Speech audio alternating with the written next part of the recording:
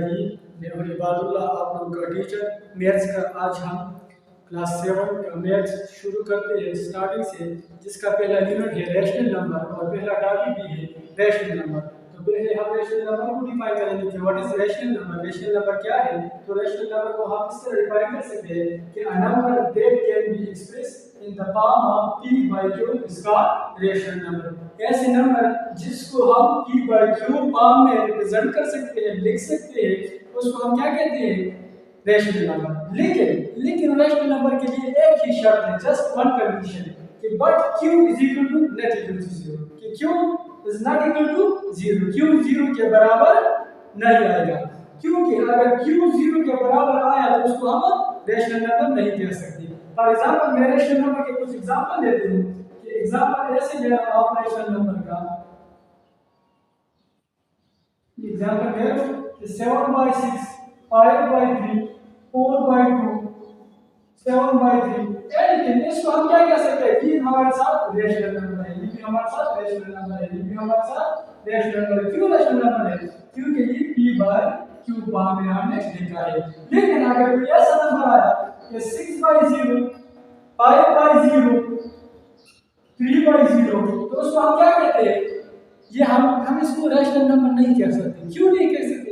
क्योंकि इसका q 0 है और हमने कहा ऊपर कि अगर q 0 आया तो हम उस नंबर को रैशनल नंबर नहीं कह सकते। अब फॉर एग्जांपल ऐसे एक नंबर आया कि 5, 4, 6, इसको हम रैशनल नंबर कह सकते हैं? हाँ, बिल्कुल कह सकते हैं, क्योंकि इसके नीचे हम 1 लिख सकते हैं। 1 इसके नीचे अगर हम 1 लिख ले तो इसको ये भी क्या आ जाएगा? p by q फॉर्म में आ जाएगा, तो इसको हम रैशनल नंबर कह सकते हैं। दूसरी बात ये कि रैशनल नंबर में हम पॉजिटिव और नेगेटिव नंबर दोनों ले सकते हैं। रैशनल नंबर में हम इंटीजर ले सकते हैं, पॉजिटिव और नेगेटिव नंबर दोनों ले सकते हैं। और हम जो है ना रैशनल नंबर को डिनोट करते हैं, किससे डिनोट करते हैं? क्यू से, कैपिटल क्यू से हम रैशनल नंबर को डिनोट करते हैं। तो ये हमारे साथ रैशनल नंबर था। अब आते हैं इसमें जो दूसरा टॉपिक है वो है हमारे साथ place value. What is place value? Place value क्या है? प्लेस वैल्यू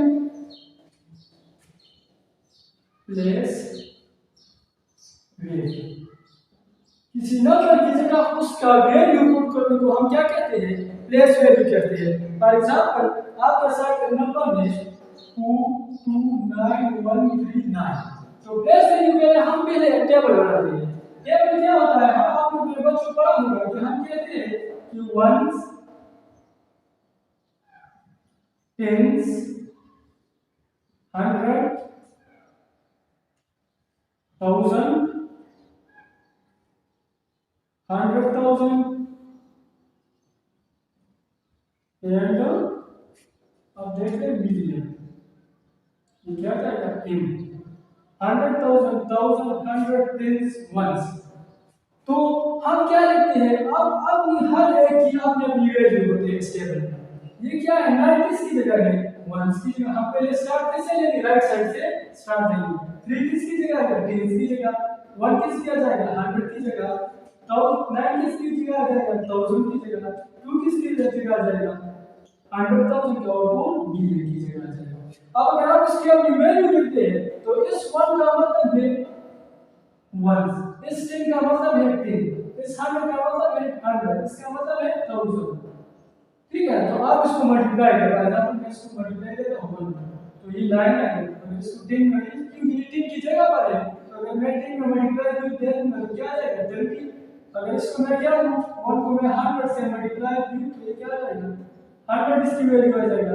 इस तरह इसको अगर मैं 1000 में मल्टीप्लाई करूं तो 9000 आ जाएगा। इस तरह अगर मैं इसको मल्टीप्लाई तो इसकी इन सब की अपनी वैल्यू आ जाएगी। तो इसलिए इसको हम क्या कहते हैं? Place value. इसको हम क्या कहते हैं? Place value.